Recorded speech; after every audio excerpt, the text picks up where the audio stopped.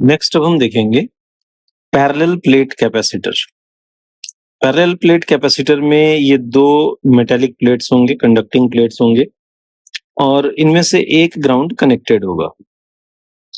अगर एक प्लेट को चार्ज पॉजिटिव दिया जाए तो सपोज चार्ज की वैल्यू Q है, तो दूसरे प्लेट पे इक्वल एंड अपोजिट चार्ज हमें मिलेगा। सो दूसरे प्लेट पे चार्ज -Q मिलेगा और ये जो भी चार्ज होगा ये इन प्लेट्स के सिर्फ इनर फेसेस पे होगा, आउटर फेस पे दोनों ही केस में चार्ज 0 होगा।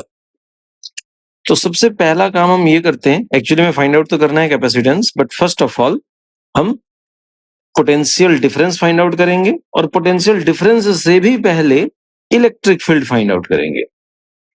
ओके, तो यहाँ पे इलेक्ट्रिक फील्ड फाइंड आउट करने के लिए, क्योंकि कंडक्टर के सिर्फ एक ही फेस पे चार्ज है, तो किसी एक फेस की वजह से इलेक्ट्रिक फील्ड होगा सिग्मा बाई 2 एप्सिलॉन नॉट। यहाँ पे आपको एक कंफ्यूजन हो सकता है, तो केयरफुल रहिएगा, क्योंकि आपने पढ़ा था कि कंडक्टिंग शीट की वजह से या कंडक्टिंग प्लेट की वजह से electric field sigma by epsilon not, but यहाँ पे अभी मैं यूज करने जा रहा हूँ सिग्मा बाई 2 एप्सिलॉन नॉट। ऐसा क्यों?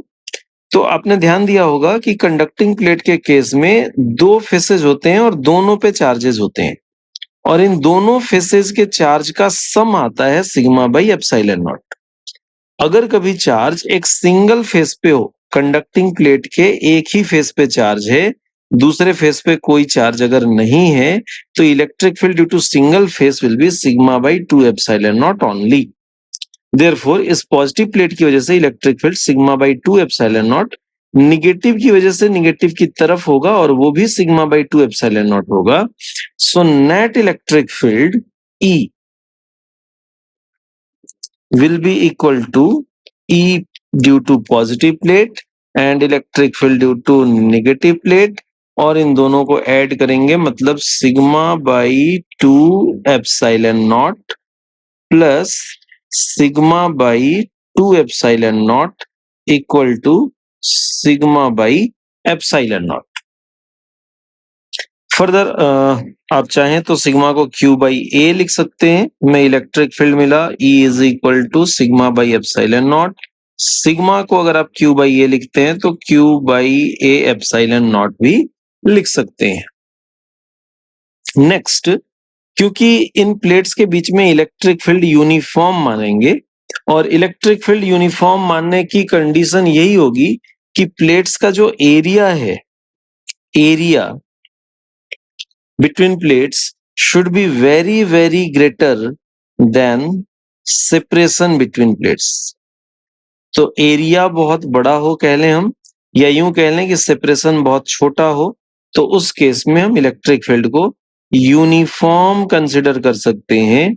और यूनिफॉर्म इलेक्ट्रिक फील्ड के केस में हम पोटेंशियल का एक्सप्रेशन लिख पाएंगे V इज इक्वल टू, क्योंकि इलेक्ट्रिक फील्ड यूनिफॉर्म है, कांस्टेंट है, तो सिंपली E इंटू दोनों प्लेट्स के बीच का separation that is D। Electric field E into separation D, ये हमें क्या मिलेगा? पोटेंशियल डिफरेंस बिटवीन प्लेट्स, या इसे हम कैपेसिटर का पोटेंशियल भी कह सकते हैं। So V equal to E into D। E की वैल्यू में अगर रिप्लेस करता हूं Q by A epsilon naught, तो potential V will be equal to Q by A epsilon naught into D। Okay, अब कैपेसिटेंस कैसी मिलेगी हमें? सो capacitance C will be equal to Q by V, और यहाँ पे आप देख सकते हैं ये Q है, V को डिनोमिनेटर में लाऊं और इन दोनों टर्म को मैं न्यूमरेटर इधर शिफ्ट करूं, तो जरा देखिए Q by V, फिर ये एप्सिलॉन नॉट ए ऊपर जाएगा और D नीचे आएगा। So capacitance C will be equal to epsilon naught A by D। ये हमें कैपेसिटेंस का रिजल्ट मिला और ये बहुत ही इंपॉर्टेंट रिजल्ट होगा, तो ये रिजल्ट हमें जरूर याद होना चाहिए कि capacitance C is equal to epsilon naught A by D। Okay, next अब हम आगे बढ़ेंगे। अगर कभी ऐसी सिचुएशन हो कि इन दोनों प्लेट्स के बीच में कोई डाइलेक्ट्रिक फिल कर दिया जाए। अगर सिचुएशन ऐसी है कि डाइलेक्ट्रिक फील्ड है between plates, dielectric between plates fill कर दिया जाए, तो इस केस में रिजल्ट सिंपली क्या होगा, आपको मैं पूरा एक्सप्लेन भी कर दूं। तो यहाँ पे इलेक्ट्रिक फील्ड के केस में यहाँ पे epsilon naught into epsilon R होगा।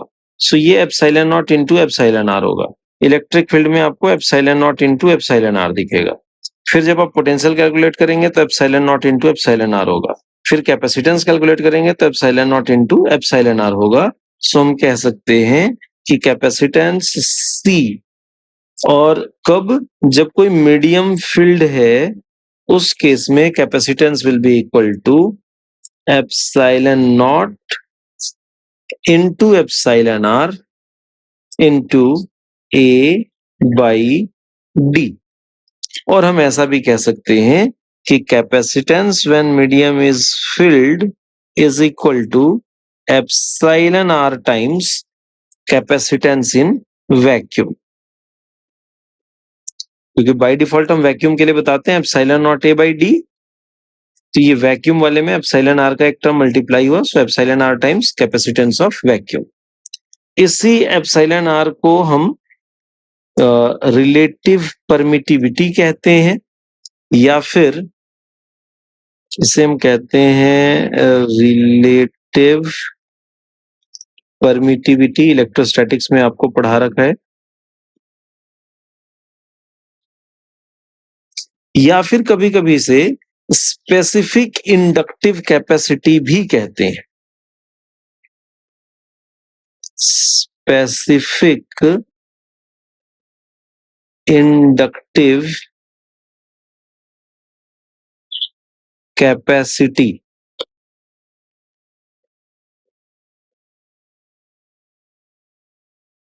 भी कहते हैं। ओके, यहां से आप एक चीज और छोटी सी बात नोटिस कर सकते हैं कि कैपेसिटेंस किन फैक्टर्स पे डिपेंड करेगा। तो कैपेसिटेंस ऑफ कोर्स मीडियम पे डिपेंड करेगा, सेपरेशन बिटवीन प्लेट्स पे डिपेंड करेगा, और एरिया ऑफ प्लेट्स पे डिपेंड करेगा।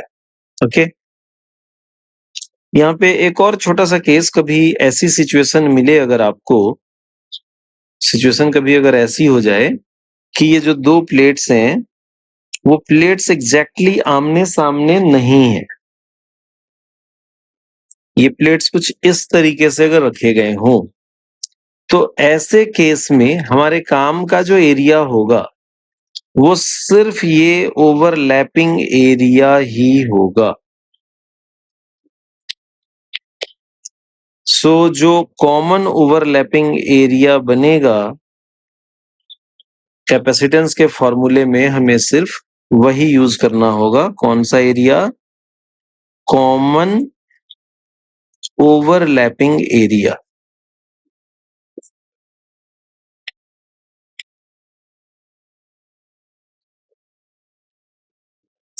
कॉमन ओवरलैपिंग एरिया ही सिर्फ कंसीडर करना हो। इसके अलावा एक और पॉइंट, अगर कभी ऐसी सिचुएशन है कि दो जो प्लेट्स हैं कैपेसिटर के, इन दोनों प्लेट्स को आपस में कनेक्ट कर दिया जाए, किसी कंडक्टिंग वायर से इनको आपस में कनेक्ट कर दिया, और ये जरूर वायर कैसा होना चाहिए? कंडक्टिंग वायर होना चाहिए।